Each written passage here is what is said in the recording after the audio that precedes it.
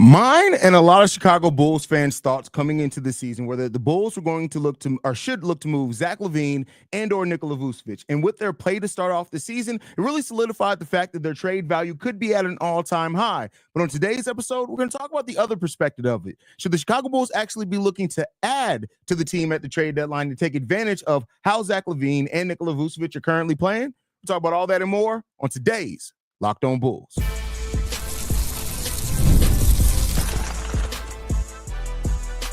You are Locked On Bulls, your daily Chicago Bulls podcast. Part of the Locked On Podcast Network, your team every day. You have found yourself in another episode of Locked On Bulls, man. Thank you guys for tuning in to another episode of Locked On Bulls, member of the Locked On Podcast Network, where it's your team every single day. I'm Haize, host and creator of Chicago Bulls Central and Chicago Bears Central YouTube pages and podcasts. And today's episode is brought to you by FanDuel. You can start the season with a big return on FanDuel. New customers can place a $5 bet, and you'll get started with $150 in bonus bets if you win your first $5 bet. Just visit FanDuel.com to get started. All right, Bulls fans, let's get into it today, man. So I want to start off with this simple topic, man. Simple, real simple, right? And those will know that I have been a big proponent of the Bulls should strike where the iron is hot on their assets, right? We missed the mark with Andre, we missed the mark with Alex Caruso, we even missed the mark with DeMar DeRozan. And so coming into this season, I was very adamant at the fact that if you get a deal that is worth it for Zach LaVine, you move him. And for Nikola Vucevic coming into the season, I was at the point where with his play over the last 2 years and declining, that if you can move him for anything, you move him to get off the last year of his deal as he's expiring. Now, the start of the season, Vooch and Zach LaVine have been two of the most consistent Bulls. And a matter of fact, the way that they have been playing has really elevated the Chicago Bulls to be able to win a lot of the games that they have. But there was two things that kind of made me kind of stay on what I was thinking, right? So the Chicago Bulls so far, out of their 12 games played, 7 of those games have been in the clutch. Now the Bulls are 4-3 over that stretch, but you got to ask how much of that is maintainable, right? We are terrible in just about every aspect statistically in clutch, but we have a winning record. But a lot of Bulls fans recently, and I'm going to stay here, my opinion still is, Haize, a.k.a. Cordero, which most of you may not even know my actual name, Cordero. My thoughts of this are, if you get a call on Zach LaVine and or Nikola Vucevic in separate deals, and you are getting back any type of draft compensation, especially in this year's draft, you have to really open yourself up to taking that deal. But there are some Bulls fans that look at the play of Zach LaVine, and especially with his age, how much he's locked in defensively. They look at Nikola Vucevic, and they ask, should you more so be looking to add to this team than move these guys at the trade deadline? And here's what I'll say. I can understand. I don't agree, right? But I understand the thought process that a lot of Bulls fans have. When it comes down to it, a lot of Bulls fans don't want to see this team lose. That's really what it comes down to. They do not want to go through a team that is expected to lose coming into the season, and I understand that, right? But in my personal opinion, where are you really going to – you have to look at where the ceiling of is your team. And I think a lot of people have kind of convinced themselves. I mean, how many people did we have saying that the Bulls could win 40 games coming into the season, which was crazy, right? And still looks to be crazy. Even though the Bulls are, 6th in the Eastern Conference, I think right now, maybe they dropped to 7th. But I still look at this and I say, unless you see Matas Buzelis reaching superstar potential, or Kobe, or Ayo, or Julian Phillips, this team is still destined to be a play-in team for as long as they have this core. Until you have either a superstar on this team, which a star, I'll say a star. I think there are only like 5 superstars in the league by the way that I define a superstar. But unless you have a star on this league, in this league, with a really solid core built around them, you're really looking at most, like maybe you can get into the second round, or you can be a team that kind of excels like the Pacers last year. The Pacers don't have a superstar either, but they're a well-constructed team. And that's the question that the front office has to ask themselves. And that's where I sit right now, right?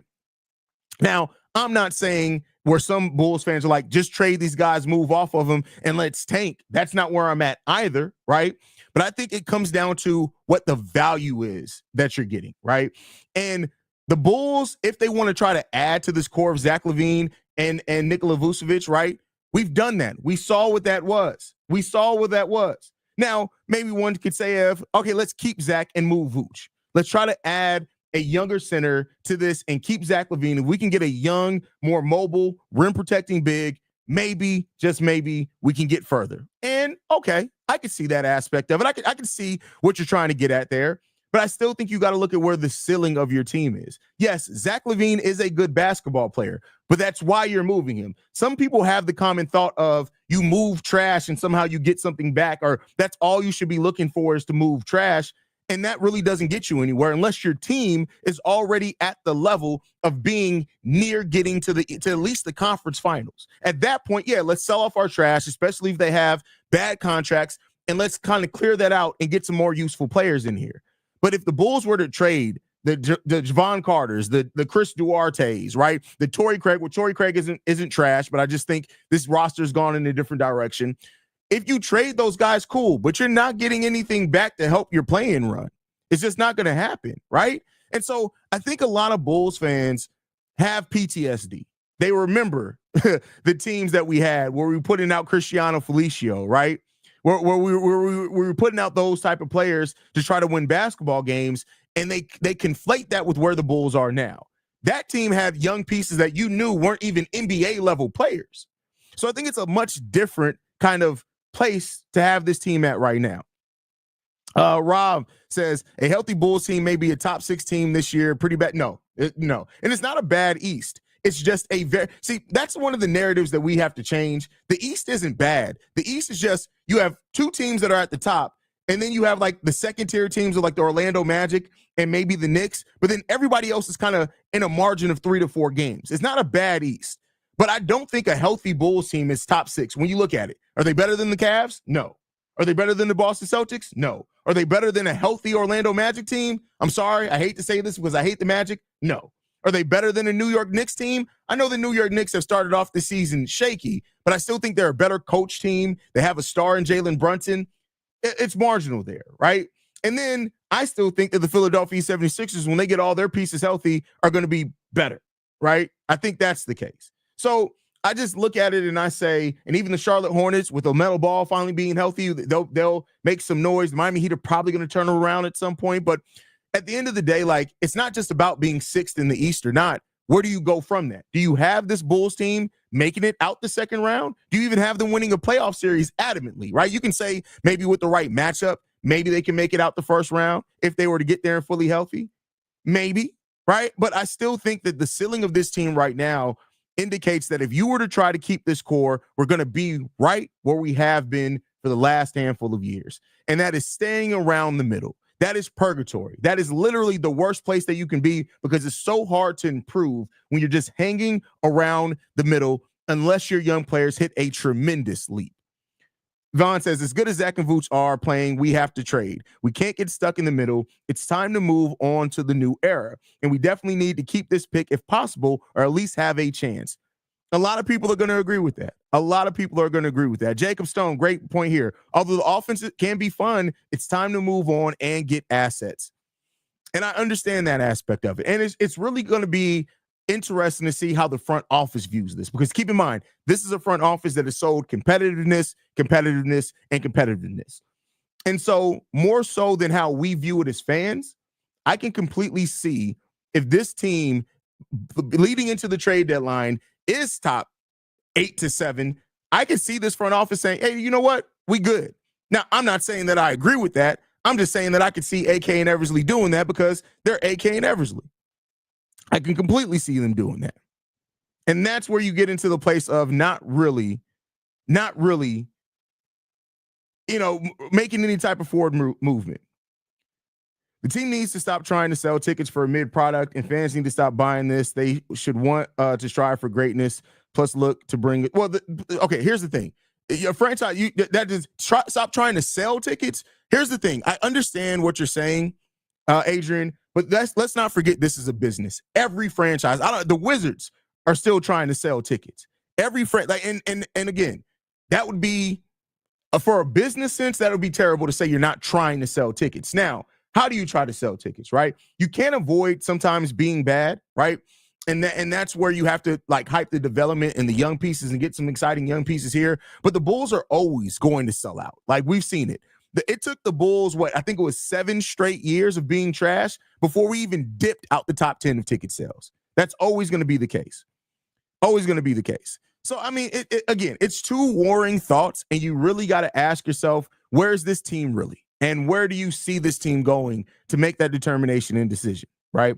And so we'll see. We'll see. It's just an interesting conversation to have because I know with the play of Zach LaVine and Nikola Vucevic and where the Bulls currently sitting in the standings, there are some Bulls fans that are looking at it and saying, maybe we shouldn't trade this Zach LaVine fella and this Nikola Vucevic fella. And again, I may not agree with that thought process, but I do understand it.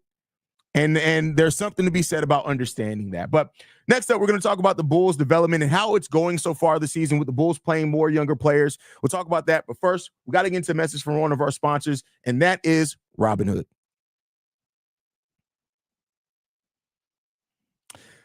With Robinhood Gold, you don't need a silver spoon to eat up the financial favors of the 1%. Robinhood Gold offers others to get the rates and perks usually reserved for the high society.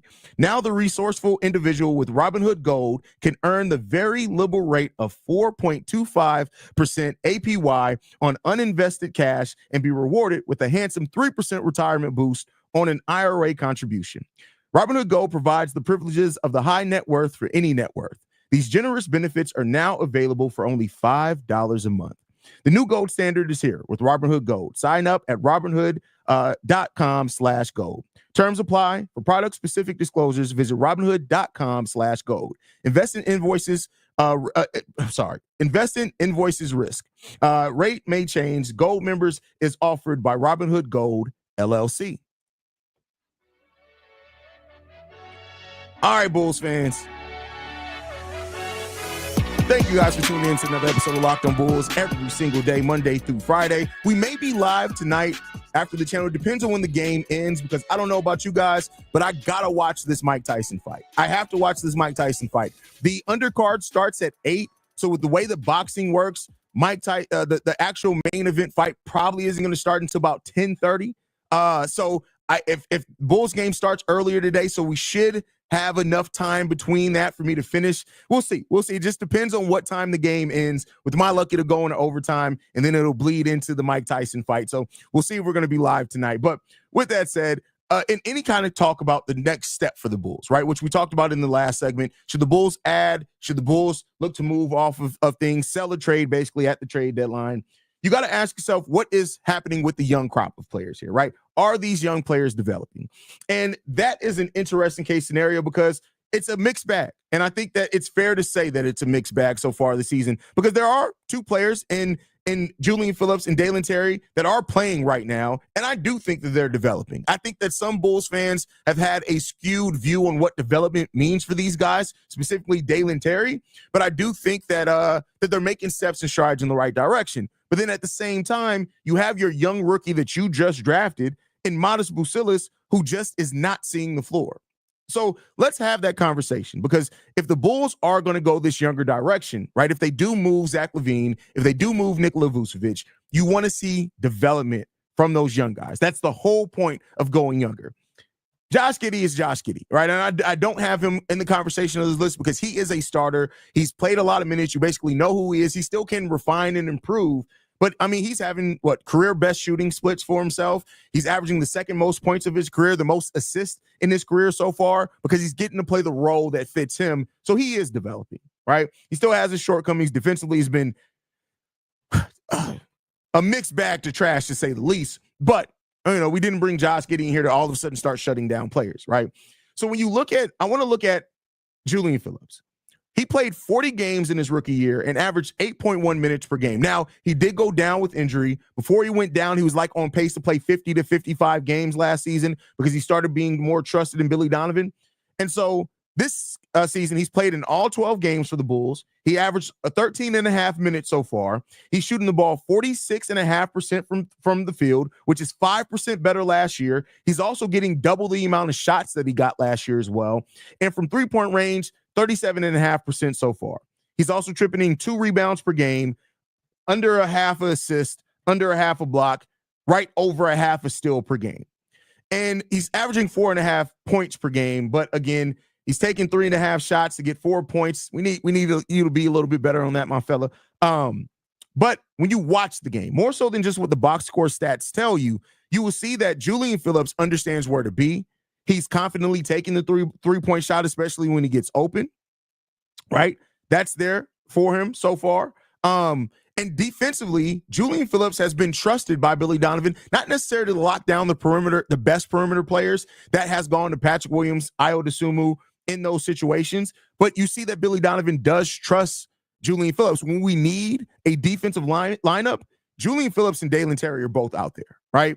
And so much more with Dalen Terry as well. Dalen Terry, when you look at what he played, surprisingly, it didn't even feel like Dalen Terry played that much last season. Last season, Dalen Terry played 59 games. Didn't feel like that. And he got 11.5 minutes in those time. And he was averaging 43% from the field and 23% from three. So far this season, he's played in all 12 games. He's averaging 13 minutes per game. So it's up a minute and a half, almost 2 minutes.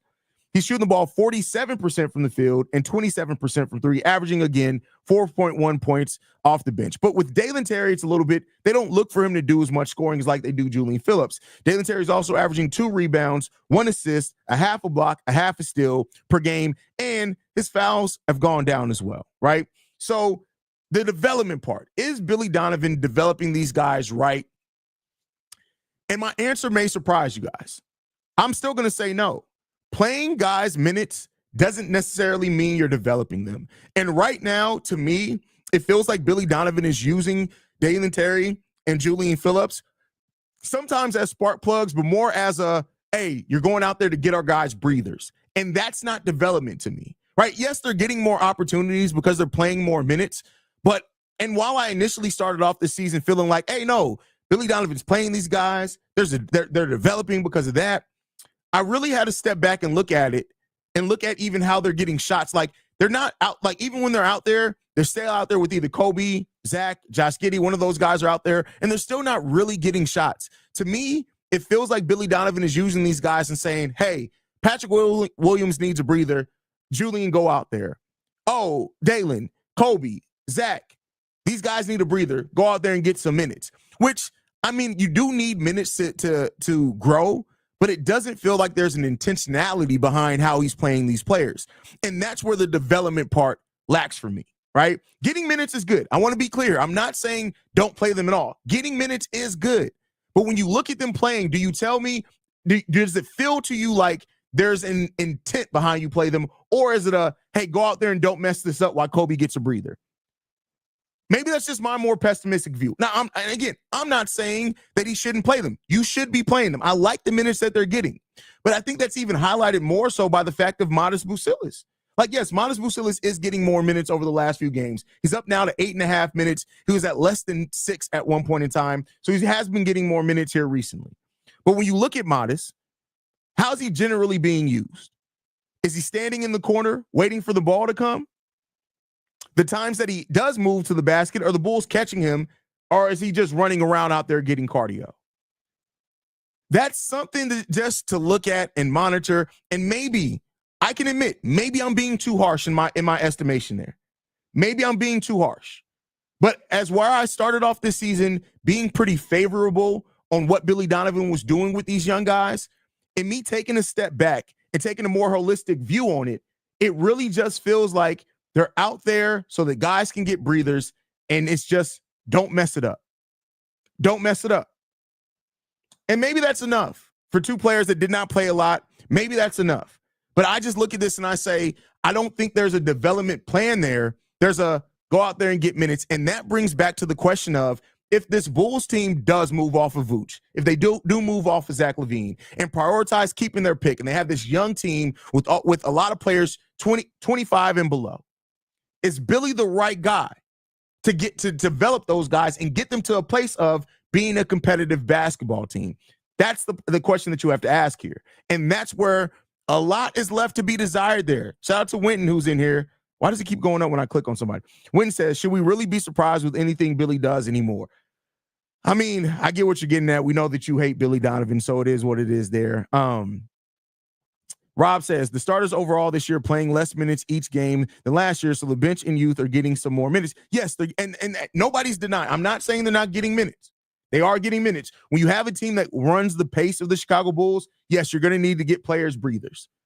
But is there still a purpose behind there? Because if you're just out there to just be out there, what are you really developing? Is the question that I'm asking there. That's the question that I'm asking there. And maybe, I mean, we're still at the start of the season. It's still very young into the season, so maybe that changes some. But it's just a question that rose into my head while I was putting this episode together. And I'd love to hear from you guys and how you feel on it. But all right, let's go ahead and we're going to get into a message from our next sponsor. And then after that, we're going to be talking about it's time for the streak to end. And you know who needs to do that? The Chicago Bulls tonight when they take on the Cleveland Cavaliers. But we're going to get into a message from FanDuel.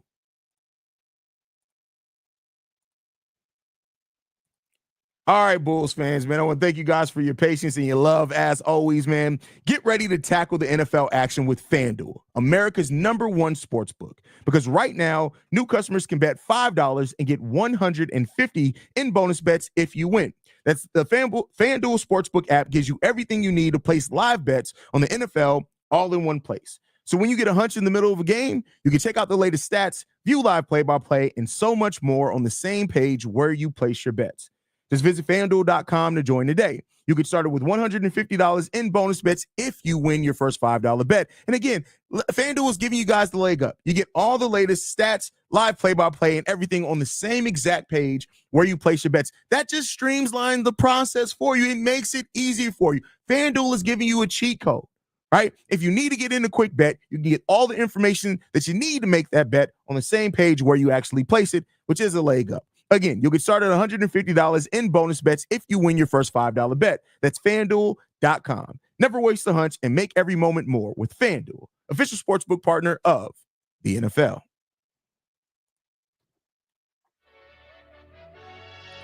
All right, Bulls fans, man. Always appreciate you guys hanging out with me, man, here in the middle of the day. It means a lot to me. It means the world to me. You guys will never know. But before we get out of here today, this is just the hype train. Listen, if you're looking for some in-depth analysis on this, I don't have it for you here because I'm going to be a fan for a moment. I'm not going to, you know what? Here's what we're going to do. Everything that you hear right now is me being the biggest meathead that I can possibly be. I'm not going to give any analysis. I'm not breaking down anything on the court. The Chicago Bulls need to go out here and beat the Cavs. That just is what it is. I don't care if you need to outwork them. I don't care if you need to elbow somebody in the neck. I don't give a damn what you got to do. Go out here and stop the streak. You got one of the worst cities in the country on a 13-0 streak. We almost beat them, but we made some mistakes against a better team. Let's make no mistake about it. The Cavs are a better team. That's the one caveat I'm going to give you. They are a better team. I'm not going to be ridiculous, even though I'm a Bulls fan, but it's time to stop the streak. That's what it's time to do. Get out there and stop the streak. You need that. Why not you? Right? Much like Derrick Rose said at the beginning of his MVP season. Why not me? Why not us? Why not the Chicago Bulls? Why can we not beat the stop the streak from the team? They're due for a letdown at some point. Let us be that team in the NBA Cup to get a win over the Cleveland Cavaliers. Because I tell you what, if the Bulls can get a upset win over either the Boston Celtics or the Cleveland Cavaliers in our group in this NBA Cup, we can also go in to the knockout round as a wild card. It's time. It's time. Like all the hype built around the Bulls, all the confidence coming off the win against the New York Knicks. You know what it's time to do? You know what would be great to bring this all together before we go into the weekend? Stop the streak by the Cleveland Cavaliers. One of the worst cities in the United States, in the world, honestly. Stop the streak.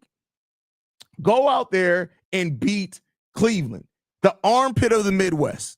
Go out there and beat them. It's time. I don't care what you got to do it. Patrick Williams, you're coming off one of the best games of your career. Go out there and be aggressive and dunk on him. Nikola Vucevic, cook. I don't care that we got Jalen Smith back as well. Go out there and cook. Period. Stop the streak. Stop the streak. Don't let them get 14-0. Don't let them beat you twice in 1 week, Chicago Bulls. Stop the streak. Stop it. It's time to stop the streak. That's what it is. Why not us? Why not us? Why not us? Zach LaVine is on the tear. Nikola Vucevic is playing well. Kobe White's playing better. Ayo Dosunmu's in a good rhythm. We got Jalen Smith back. Listen, do it for Zoe. Do it for Derek. I don't care who you got to do it for. I don't care if you got to bring Dennis Rodman out there to hype everybody up in the locker room today. It's time to stop the streak. I'm being petty. This is a Petty Roosevelt segment on Locked on Bulls. Do not let the Cleveland Cavaliers get the 14-0 on you. Do not let them do it tonight. I don't care if you got to cheat, steal, rob. Listen, channel Eddie Guerrero out there. Stop the streak. That's what it's time to do. It's time for us to get ours. Let's go into this weekend and let's beat the Cleveland Cavaliers. Let's do that. That's it. That's all we need to do. It's simple. I mean, it's a lot more simple it's a lot harder than I'm making it out to be, but stop the streak. Stop it. That's what I'm leaving it off on today. We need to stop the Cleveland Cavaliers. It's over with. You know what? You got Cav fans getting all confident and stuff. Like, you still live in Cleveland. But let's just be clear here. I get it. That's all you got. You live in Cleveland. Cleveland. You willingly live in Cleveland, and you root for the Cavs. They're getting way too confident. It's time to stop the streak. And that's how I'm going to end this show. Stop the streak. I love you guys, man. Thank you guys for tuning in and sticking out with me through another week of Locked on Bulls. Make sure you guys also go to LockedOnDaily.com to sign up for the daily Locked on Bulls newsletter written by your very own Haize in this mug. So I appreciate you guys. I love you guys, man. Go Bulls. See red. Let's stop the streak, y'all. Y'all make sure that y'all give all the energy. This is the most see red weekend that I need y'all to have. Stop the streak. Peace, y'all.